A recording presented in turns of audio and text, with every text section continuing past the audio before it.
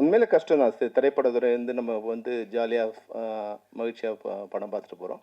அந்த திரைப்படத்தை உருவாக்குறது வந்து ஒரு 400-500 பேரை வந்து எல்லோரும் ஆர்கனைஸ் பண்ணி அந்த படத்தை ஒரு ப்ராஜெக்ட் பண்ணுறதுங்கிறது ஒரு கஷ்டமான வேலை தான், இல்லைன்னு சொல்ல.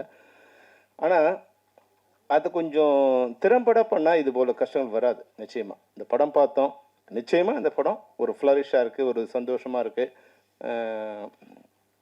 இப்போ இருக்கிற ஸ்க்ரீனுக்கு ஒரு டைட்டாக இருக்கிற இதுக்கு வந்து இந்த படம் வந்து ஒரு ஃபன்னாக ஒரு ஜாலியாக இருக்கும்.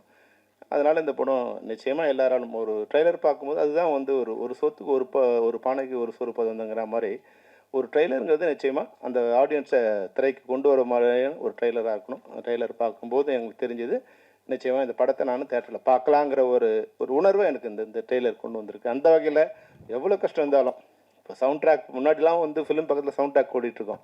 அது பக்கத்தில் வந்து இன்னொரு ட்ராக் போட்டால் டைரக்டரோட அழுகை கேட்டுகிட்டே இருக்கும். எல்லா ஃப்ரேம்லையும் டைரக்டரோட அழுகையும் இன்னொரு பக்கத்தில் போட்டால் ப்ரொடியூசரோட கேட்டுகிட்டே இருக்கும்.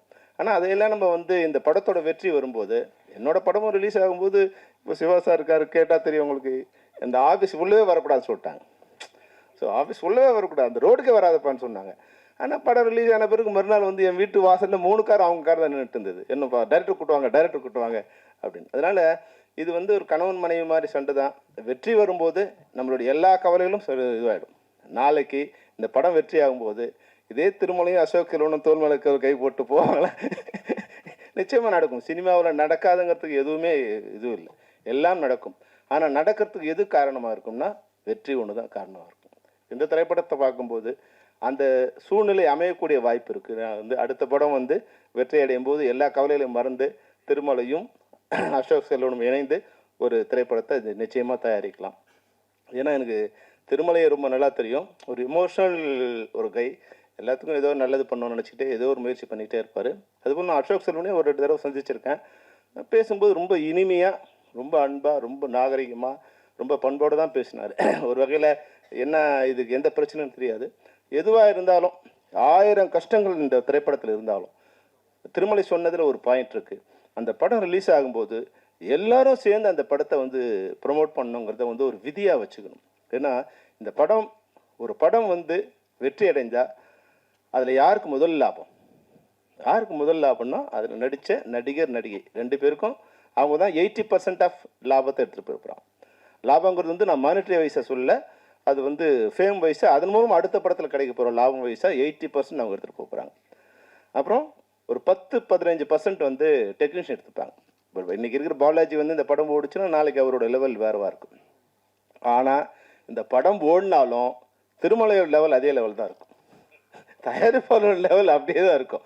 அவர் வந்து இந்த கடன்கள்ந்து விடுபடலாம். இப்போ மகேந்திர கொடுத்த ஃபைனான்ஸும் சுதாகர் கொடுத்த ஃபைனான்ஸ் இதெல்லாம் வந்து சரி பண்ணலாமே தவிர அடுத்து அவர் வந்து வெளியே வர்றதுக்கு கஷ்டம். அப்போது ஒரு 5% 10% தயாரிப்பாளர் தான் உயிரை கொடுத்து இந்த படத்தை ப்ரொமோட் பண்ணணும், வெளியே வரணும்னு நினைக்கும் போது இதில் 90% மேலே லாபம் அடைய போகிற நடிகர் டெக்னீஷியன்ஸு நிச்சயமாக இந்த படத்தை ப்ரொமோட் பண்ணணும்.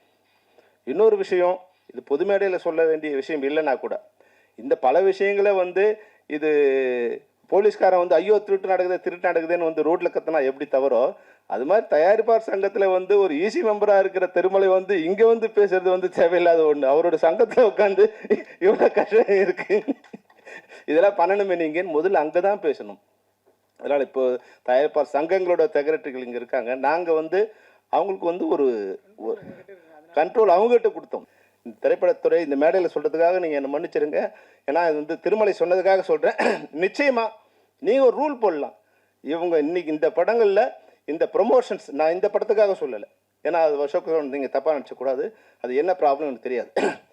எந்த திரைப்படமோ அந்த திரைப்படத்துக்கு உண்டான ஒத்துழைப்போ ப்ரொமோஷன்ஸுக்கோ வராதவர்கள் கூட நீங்கள் எங்கேயோ போய் படம் எடுத்துங்க, நாங்கள் உங்களை வச்சு படம் எடுக்க மாட்டேங்கன்னு சொன்னீங்கன்னா யாரும் அவங்க படமே நடக்காது. அவங்களாம் ரோட்டில் வர வேண்டியதுதான், அது எவ்வளோ பெரிய ஆளாக இருந்தாலும். அந்த இது உங்கள்கிட்ட இருக்குது.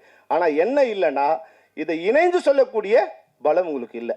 தனிப்பட்ட முறையில் நீங்கள் புலம்பிக்கலாமே தவிர இணைந்து தயாரிப்பாளர்கள் ஒரே குரலாய் ஒலித்தால் தமிழ் சினிமா உருப்படும். அதை நிச்சயமாக நீங்கள் எடுக்கின்ற அனைத்து முயற்சிகளுக்கும் தென்னிந்திய திரைப்பட சம்மேளனம் ஒத்துழைக்கும் என்பதை இந்த மேடையில் உறுதியாக சொல்லி, இந்த மேடை சிறிய தயாரிப்பாளர்களை வாழ வைக்கக்கூடிய மேடையாக. செய்திகளை உடனுக்குடனும் துல்லியமாகவும் தெரிந்து கொள்ள சப்ஸ்கிரைப் பண்ணுங்க.